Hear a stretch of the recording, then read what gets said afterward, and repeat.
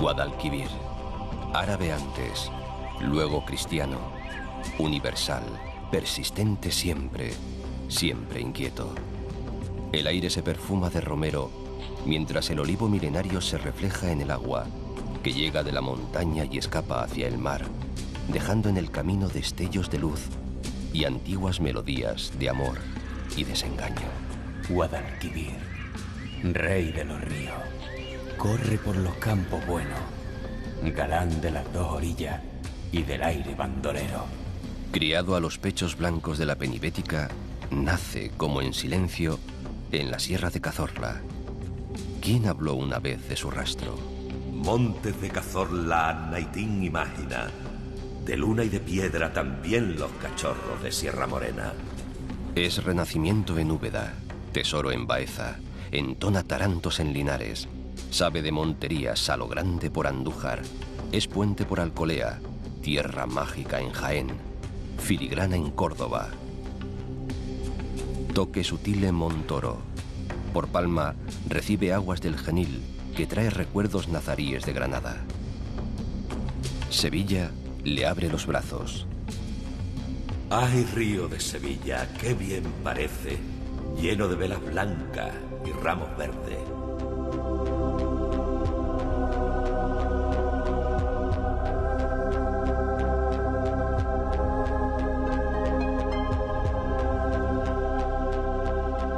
Y le abre también la puerta grande de las marismas. Luego, entre mar y río, surgen las islas, los cortijos, los olivares, las reses bravas y la gloria de la marismería, brazos, caños, regatos. Un largo viaje para acabar entre las mareas de Sanlúcar, con la duda eterna que se atrevió a formular Machado. Como yo, cerca del mar, río de barro salobre, sueñas con tu manantial.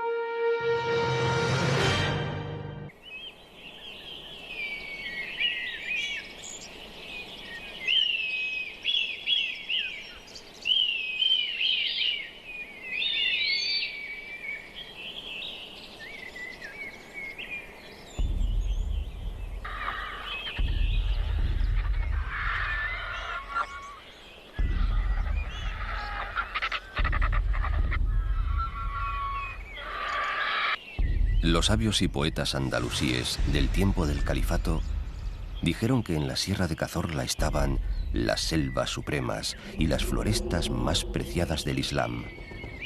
Aquellos eruditos se recrearon en la onírica fantasía de que un amanecer cualquiera podían volver, envueltos en grandeza, los paisajes y glorias del pasado en forma de presente, y que lo harán para siempre.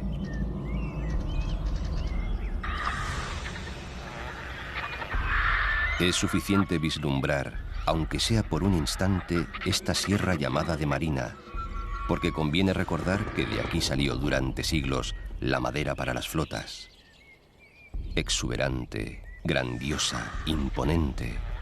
Tanta importancia tuvo que, pese a su lejanía del mar, perteneció administrativamente casi siempre a distritos marítimos.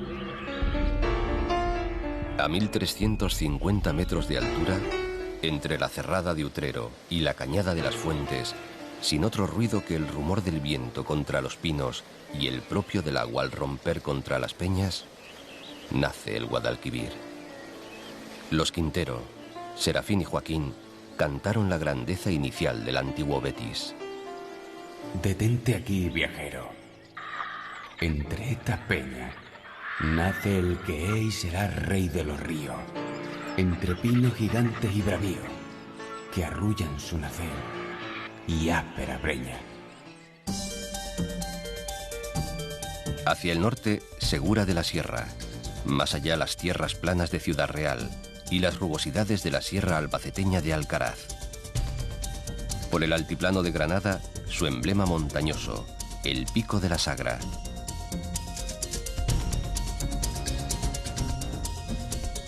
Todo un océano de alturas.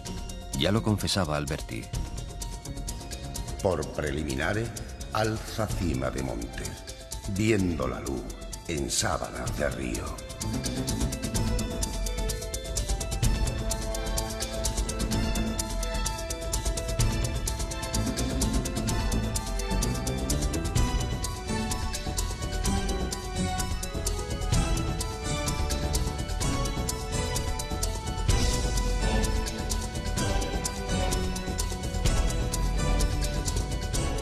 Quesada, al principio del Camino del Agua, testimonia la grandeza de su pasado. Cuenta la leyenda que para facilitar el paso de Isabel la Católica en su conquista de Granada, se construyó en una noche el Puente de las Herrerías. El río del pueblo de Cazorla se llama Cerezuelo, en su ocino la ciudad, al cobijo del castillo de la Hiedra, pueblo que sube por calles pinas y angostas hasta la plaza de la Corredera. Ha habido quien, en ese tortuoso devenir, asegura haber escuchado en forma de embelecos pasados canciones de recuerdos conocidos. Cazorla, al atardecer, se abre hermosa desde su sillón de caliza. La golpea la última ilusión soñadora, que seguro regresa con la luz de un nuevo día, mientras el viento la acaricia desde siempre con su brisa templada. Los primeros pobladores de La Iruela fueron los túrdulos andaluces, hombres recios como la tierra masosca.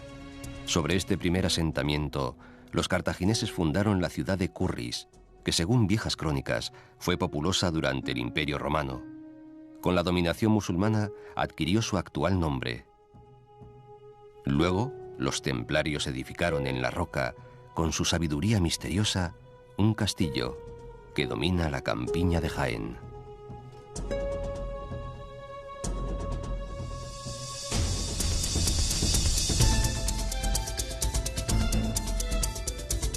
El viejo tranco de Mozoque es hoy la presa del Tranco, todo un mar interior que regula buena parte del cauce alto y sacia la región.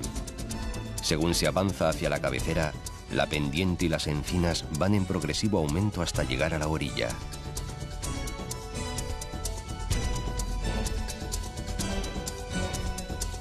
Coplas de amores y desamores, de orgullos y desprecios, de despedidas, de sentimientos variados, es lo que cantan las malagueñas y seguidillas de estas tierras de Santiago de la Espada.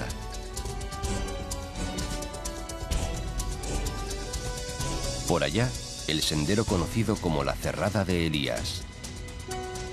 Irrín de aguas elborosa, que nacido en aguas negras, se despeña sin orden ni concierto, inventando arroyos y labrando profundas gargantas. Nace con el sino de que pronto morirá, embebido por el Guadalquivir.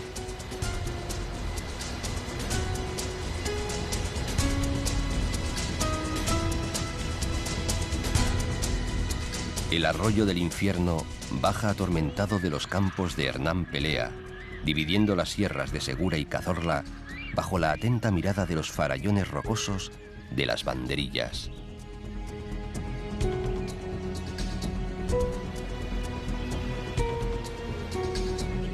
En el recodo grandioso de Rompecalzas surge el Alcor del Calvario. El recogimiento prevalece imponente, donde, en soledad de amor herido, caviló sus misticismos San Juan de la Cruz. El yelmo, pico inexpugnable y altanero, anacorete y silencioso, exhibe su silueta caprichosa. En esta sierra de Segura no hay otro que le haga sombra. Quevedo dijo que era un peñasco atrevido, morada de estrellas y dura cama para el cielo. Antes, Jorge Manrique, al que algunos hacen nacer en estas tierras, lo glosó en romances comparándolo con el fin del mundo conocido. Entre una y otra cita, vive el lugar envuelto por el mito de unas leyendas fraguadas en tiempos tumultuosos, cuando las fronteras eran endebles y desconfiados los parlamentos y embajadas entre árabes y cristianos. Junto al embalse, Hornos, antiguo señorío de San Miguel de Bujaraiza. Solo sobreviven los restos de su castillo árabe, del que fue maestre calatravo don Rodrigo de Manrique. Luego la sierra se cuaja de manchas, se salpica de cortijos entre un oloroso manto de enebro, salvia y romero, aromas sobre los que se asientan las 4 villas. Iznatoraf, aceitunera. Sorihuela del Guadalimar, Puebla bonita y pequeña, como dice el fandango. Villanueva del Arzobispo, reina del aceite.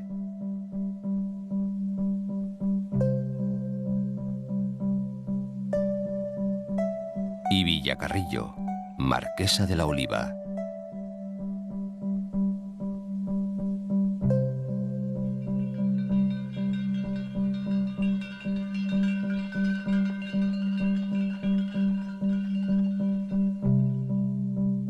El nombre de Torre Perogil tiene su origen en el señor de la torre en torno a la que se construyó el pueblo, Pero Gil de Zatico. Cuenta la historia que luego, durante las medievales guerras de banderías, el potente baluarte fue destruido y el solar sembrado de sal, y que su cuarto señor, aliado y amigo personal de Pedro I de Castilla, fue degollado junto a este en Montiel.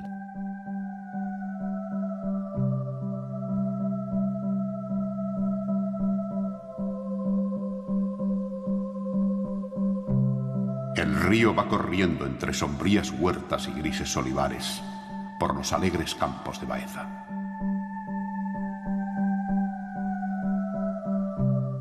Úbeda, en la comarca de la Loma, entre los famosos cerros, es patrimonio del mundo civilizado, perla italiana de un renacimiento que por andaluz presume de características propias. Los árabes la amurallaron y encastillaron, defensas luego devastadas por Alfonso VIII, quien tras la victoria de las Navas de Tolosa cercó y tomó la ciudad.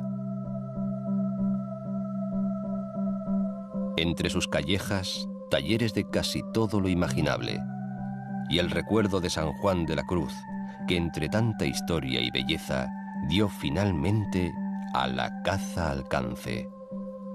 En sus palacios se recitaron los versos de Petrarca y se cataron los vinos de Palermo, traídos por el gusto exquisito de don Francisco de los Cobos y Molina, el hombre que mandó construir, para hacer más llevadero el tránsito entre la vida y la muerte, ese hermoso grito barroco, labrado en piedra, que es la Sacra Capilla del Salvador.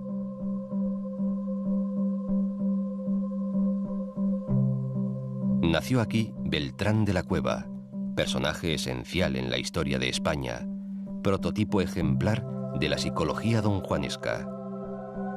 Y Francisco de los Cobos, secretario de Estado del emperador Carlos V. Y San Juan de la Cruz, aquel carmelita descalzo, poeta universal, que olvidado por casi todos y agotado por una dolorosísima enfermedad, aquí murió tempranamente.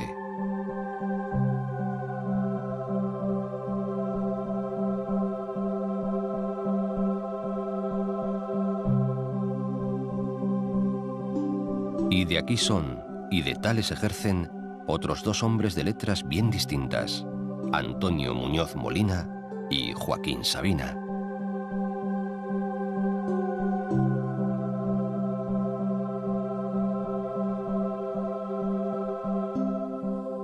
Baeza, centro geográfico de la provincia de Jaén, se levanta justo al lado, en otro promontorio que domina el valle del Guadalquivir. La ancestral riqueza de sus tierras hizo fecunda la ocupación humana desde tiempos prehistóricos.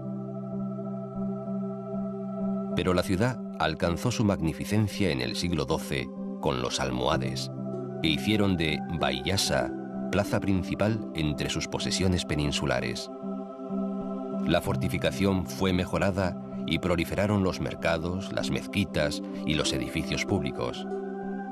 Y más tarde, en el siglo XVI, Baeza, marchando al ritmo del gran siglo hispánico, desarrolla su apogeo arquitectónico y su prosperidad económica, que se asentaba en el cultivo de la vid y el cereal y en la industria de los paños.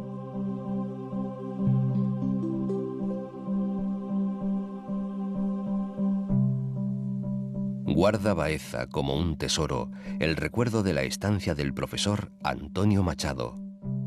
La muerte de Leonor, en Soria, abrió uno de los capítulos temáticos de su poesía, El tiempo. La muerte de su compañera llena noches y días, espacios y soledades. Por estos campos de la tierra mía, bordados de olivares polvorientos, voy caminando solo, triste, cansado, pensativo y viejo. Baeza perdió su poderoso alcázar y en el pasado siglo desaparecieron muchos edificios históricos. Pero la cantidad y calidad de los que todavía quedan bien la hacen merecer el título de ciudad monumental y ser patrimonio de la humanidad.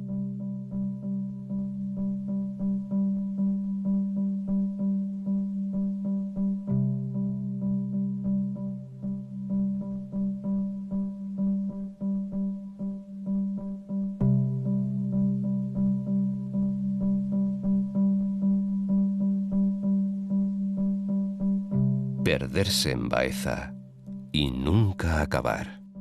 Campo de Baeza, soñaré contigo cuando no te vea.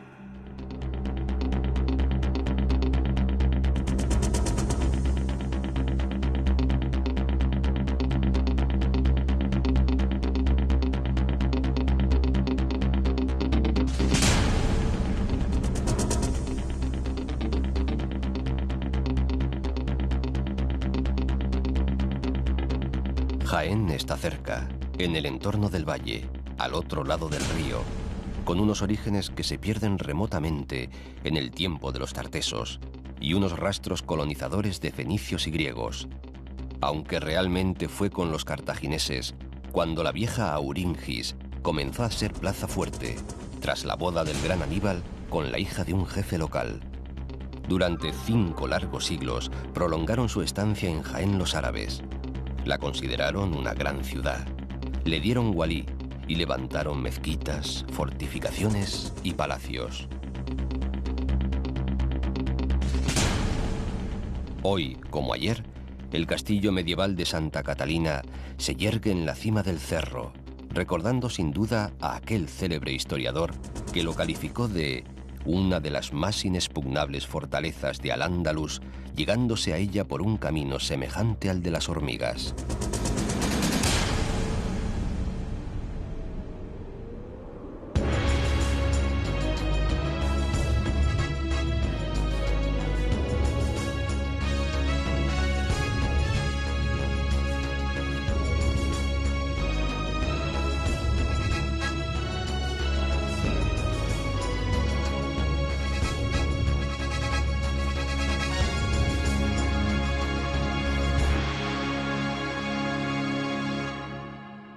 La ciudad del Santo Reino creció alrededor.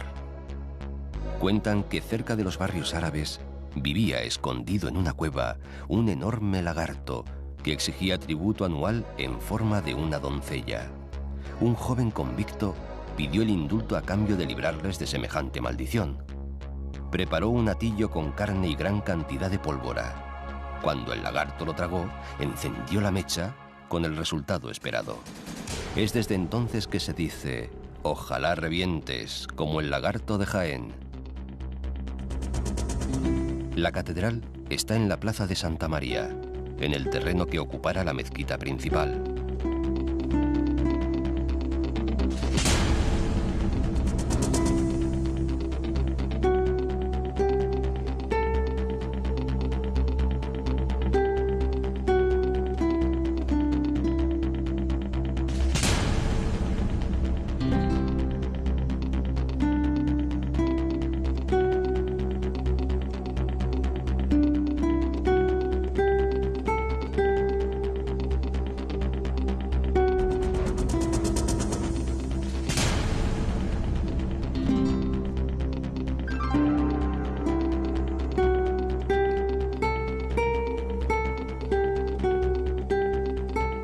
sótano del Palacio de Villardón Pardo se esconden los baños árabes.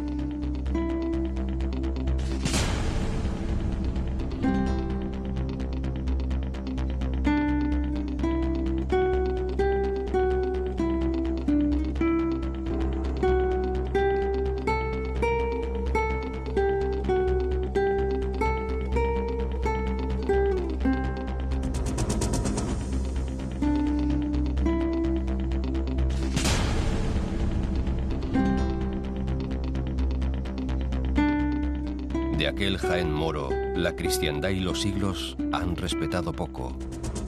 No ocurre lo mismo con el legado cristiano, que se percibe en las vías por las que corre la vida de la ciudad.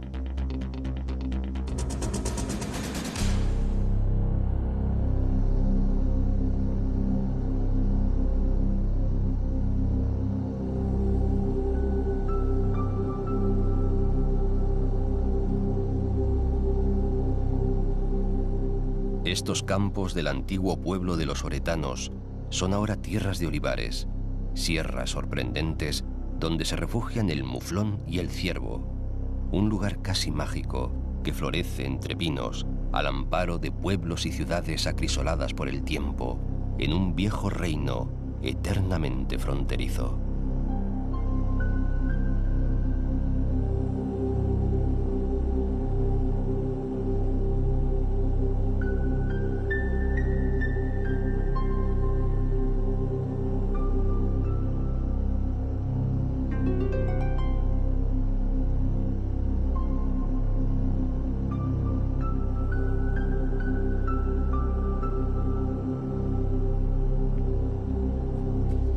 A la vista, como sin querer, el magnífico macizo de la Sierra Mágina que separa las cuencas del Guadalquivir y el Guadahortuna, donde entrecortados, barranqueras y elevados picos se muestran en todo su esplendor los dominios subbéticos jienenses.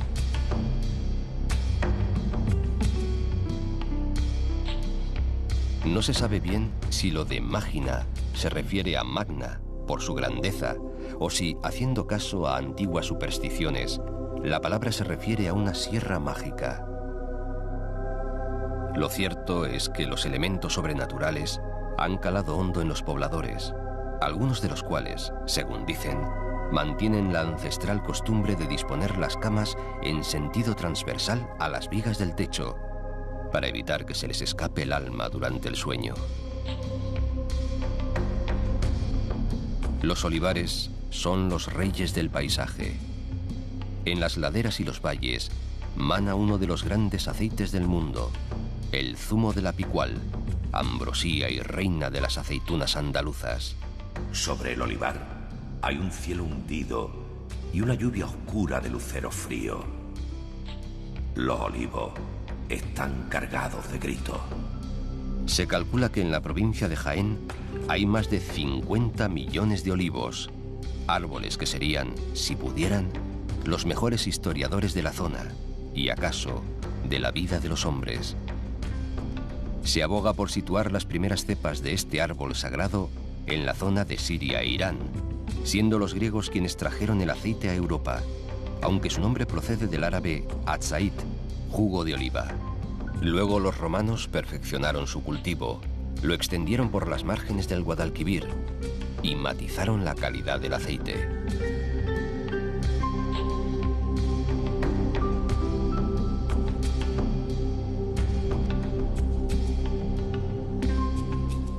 El poeta malagueño Emilio Prados cantaba en su Vega en Calma: cielo gris, suelo rojo, de un olivo a otro vuela el tordo. Al cruzar de nuevo el río Linares.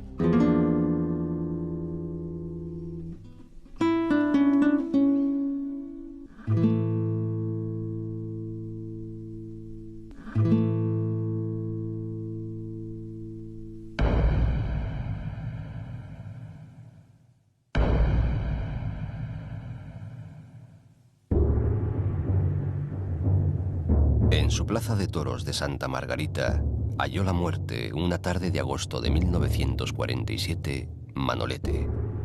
Desde entonces, cada día, los cuidadores de la plaza trazan una cruz en el albero, en el mismo lugar donde el toro isleño de Miura hirió de muerte al maestro.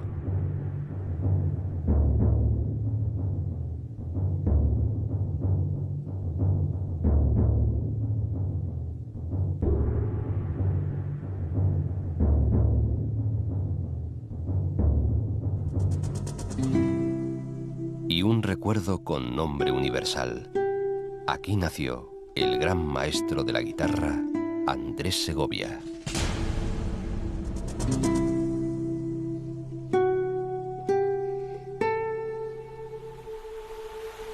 Linares, la segunda ciudad de la provincia, industrial, andaluza y minera. Desde tiempos antiguos, tanto al menos como su nombre, estas tierras que rodeaban la vieja ciudad griega, fenicia y cartaginesa de Cástulo fueron escenario de continuas explotaciones mineras. En las entrañas se escondían el plomo y la plata que los hombres fueron extrayendo a lo largo de la historia. El plomo es hoy un mineral olvidado, pero las minas que circundan Linares y la Carolina estuvieron en pleno funcionamiento hasta hace bien poco. Pocas ciudades pueden presumir, como la Carolina, de un cumpleaños tan preciso. Nació exactamente un 5 de julio de 1767, cuando un rey ilustrado, Carlos III, promulgó la Real Cédula de las Nuevas Poblaciones, por la cual cerca de 6.000 colonos de Centro Europa dispusieron de casa y tierras para establecerse en la parte más despoblada y difícil de Sierra Morena.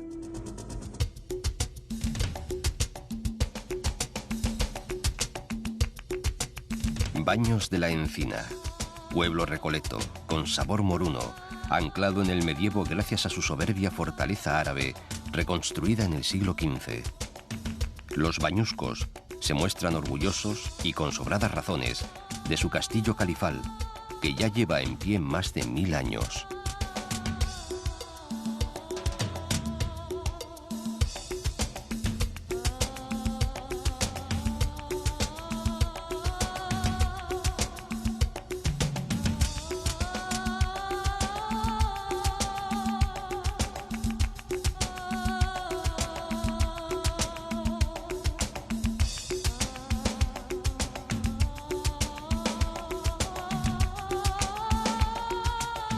Mengíbar nació alrededor de un imponente torreón del siglo XV que contempla cómo entre alamedas ribereñas y campos de regadío, tras pasar Villanueva de la Reina, avanza el Guadalquivir para recibir al Jándula, un hilo de agua que escapa del Encinarejo antes de entrar en Andújar.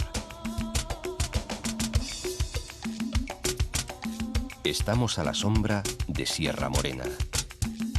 Suma Andújar unos 40.000 vecinos, que hacen romería en abril, administran casi 1000 hectáreas de tierra que esconden minerales y mantienen una larga veneración por su señora, la Virgen de Sierra Morena, que reina entre la serranía y el río.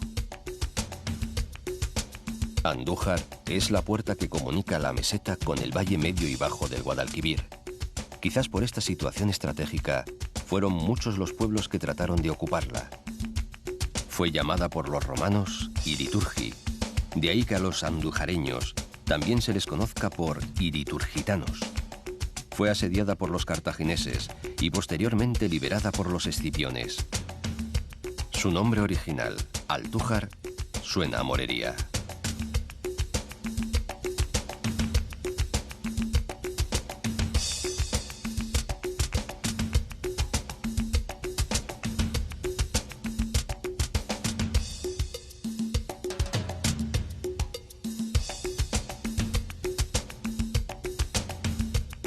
El estelar telón de Sierra Morena acoge las más de 60.000 hectáreas que delimitan el Parque Natural de la Sierra de Andújar.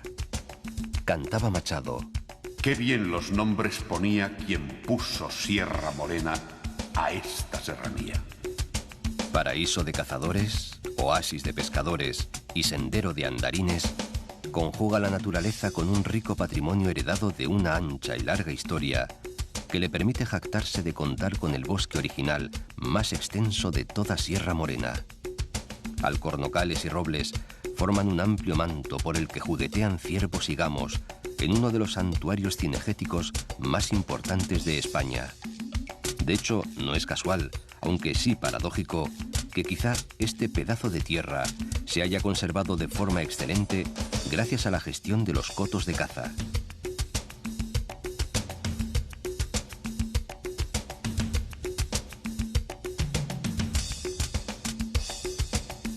Las aguas del Jándula y del Yeguas proporcionan placeres a los pescadores y a los amantes de los deportes acuáticos, a quienes es fácil encontrar en los embalses de La Lancha, el Encinarejo o el Rumblar.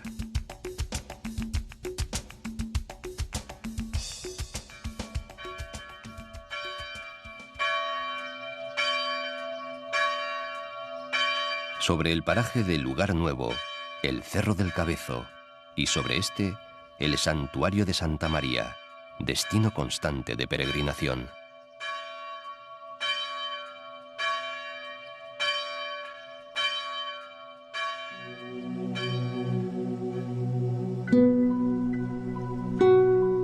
En el balneario de Marmolejo quiso don Armando Palacio Valdés que tomara las aguas su hermana San Sulpicio.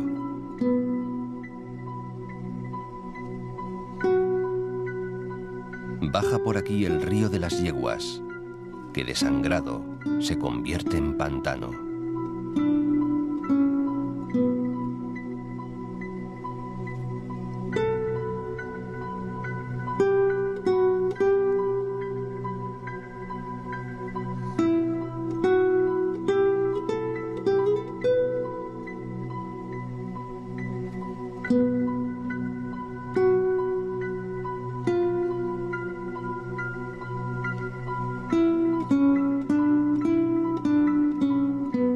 Si en su nacimiento fue todo pinar, el Guadalquivir jaenero ha marchado entre un mar verde de olivos. Y ahora, cuando el río de las Yeguas pone las lindes a la provincia de Córdoba, el río Grande busca el aliento de la Vega. El Guadalquivir describe un arco pronunciado, en cuya margen izquierda se asienta Villa del Río.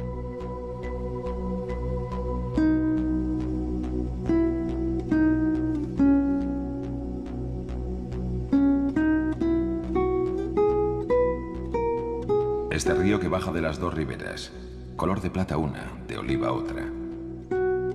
Este río grande que asoma su piel vieja de topacio viejo es el padre de los barqueros, el abuelo de los hortelanos. Y despliega su gesto de paraíso entre umbrías alamedas y sotos rumorosos.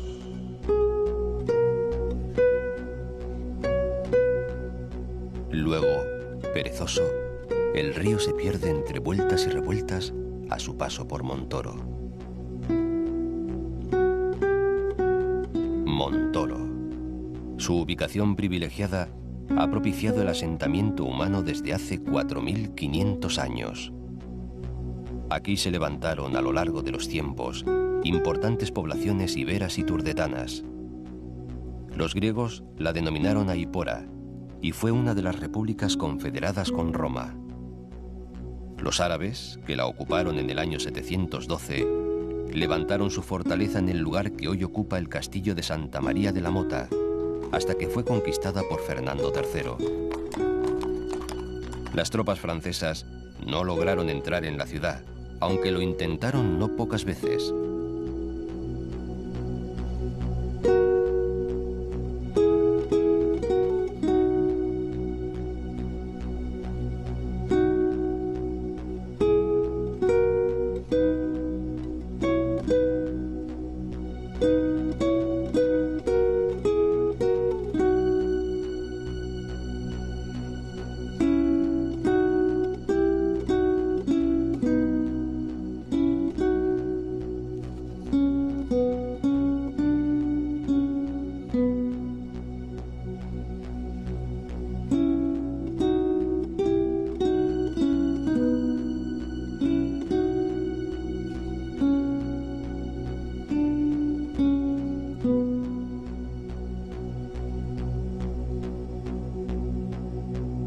Dicen que Montoro es el pueblo más pintoresco de Córdoba.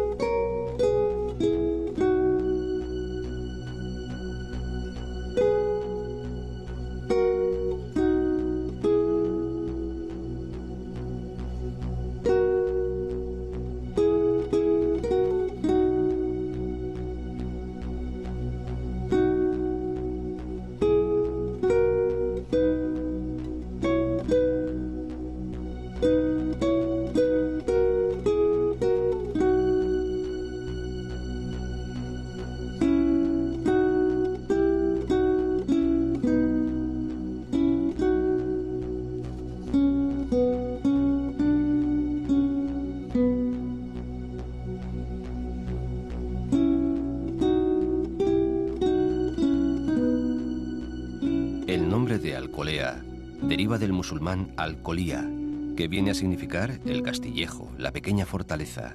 Mucho antes de la presencia mora, estas tierras surtían de ánforas de vino y aceite al tráfico entre la Bética y el Imperio Romano. Y mucho más tarde, aquí se acuñó una frase famosa: más tiros que el puente de Alcolea. Fue tras la batalla dada en los alrededores del puente entre los revolucionarios de Serrano, que subían de Cádiz, y las tropas del gobierno, enviadas a toda prisa desde Madrid a las órdenes del general Novaliches. Hubo casi 2000 bajas entre muertos y heridos, y no pocos impactos de fusilería y cañón se estrellaron contra las piedras del puente. Tras el combate, los sublevados tuvieron expedita la vía hacia Madrid, e Isabel II saldría para un exilio parisino del que no habría de volver.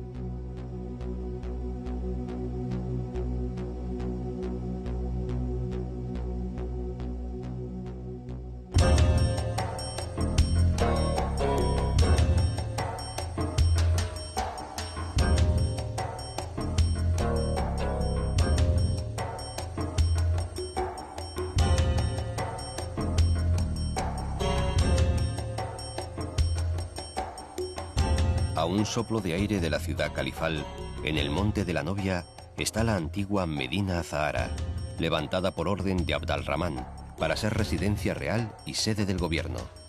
Quien conoce la leyenda asegura que fue su favorita Zahra, cuyo nombre significa la flor, quien sugirió al monarca levantar una ciudad extramuros, un lugar magnífico donde se materializasen en una misión divina la perfección de la obra de los hombres y la gloria espiritual, donde se aunasen el placer, la belleza y el poder. Y la ciudad tomó el nombre de la amada, la ciudad de la flor de azahar. Lo que aún queda de la vieja maravilla permite imaginar lo que fue su vida en los tiempos dorados, adivinar el fasto de las reuniones, la grandeza del califa anfitrión, la majestuosidad de su corte, el sueño enamorado de salones, alamedas, fuentes, jardines.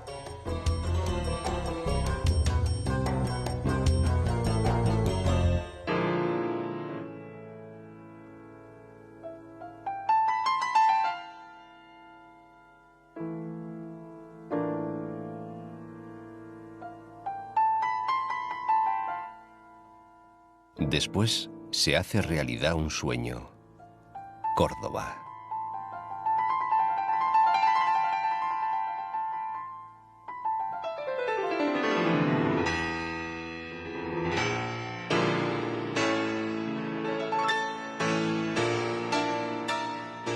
Córdoba, que en lo más profundo de su corazón piropea a su Virgen de los Faroles, obra de Rafael Romero, hijo del genial Julio Romero de Torres, y se arrodilla para llorar a su Cristo, sobrecogido en la Plaza de los Dolores, que es símbolo de este pueblo sentido y viejo.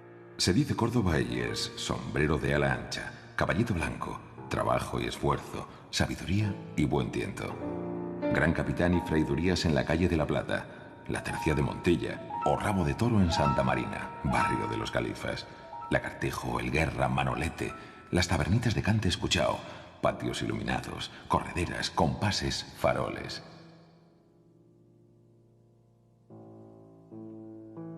Tanto y más.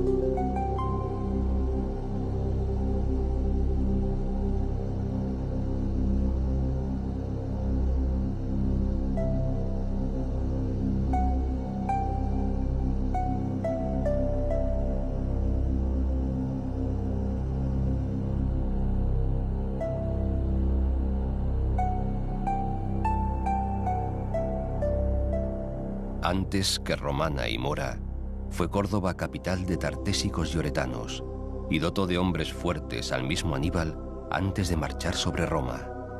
Con los romanos fue la ciudad más importante del sur, comandada por el pretor Claudio Marcelo, y además la patria grande del filósofo Séneca.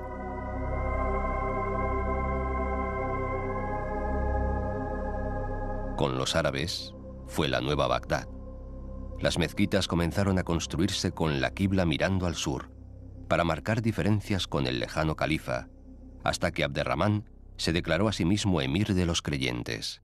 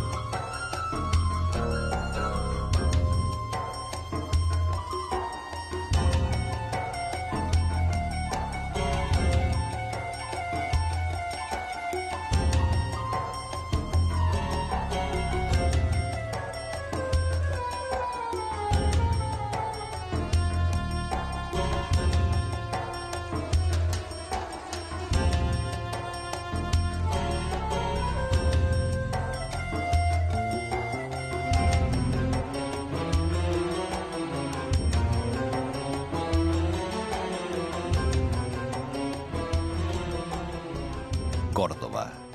Moriría hasta que Fernando III de Castilla la hizo cristiana.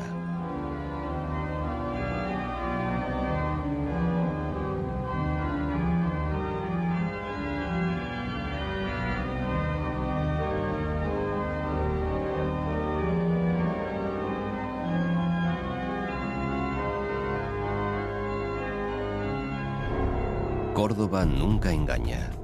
Por fuera orden romano, por dentro fuego barroco y nostalgia mora.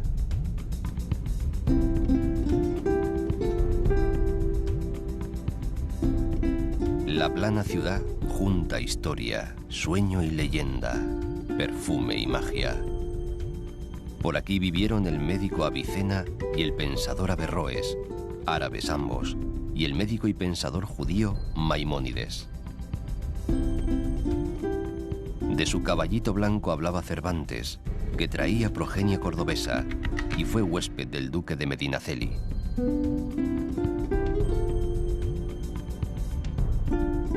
En la plaza del Potro, que fue pueblo en el siglo XVI, se asentó la posada legendaria del rey don Pedro I, descrita en el Quijote.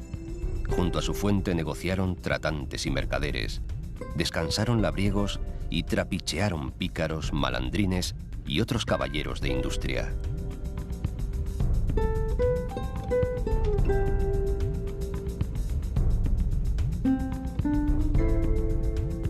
Córdoba, un mundo aparte, siempre ganada y perdida, nunca olvidada.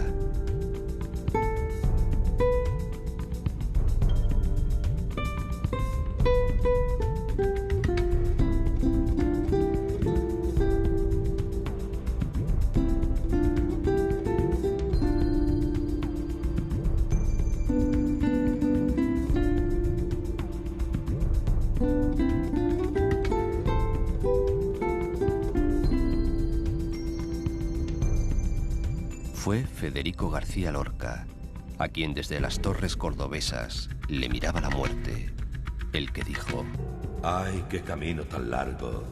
¡Ay, mi jaca valerosa! Aunque sepa los caminos, Yo nunca llegaré a Córdoba.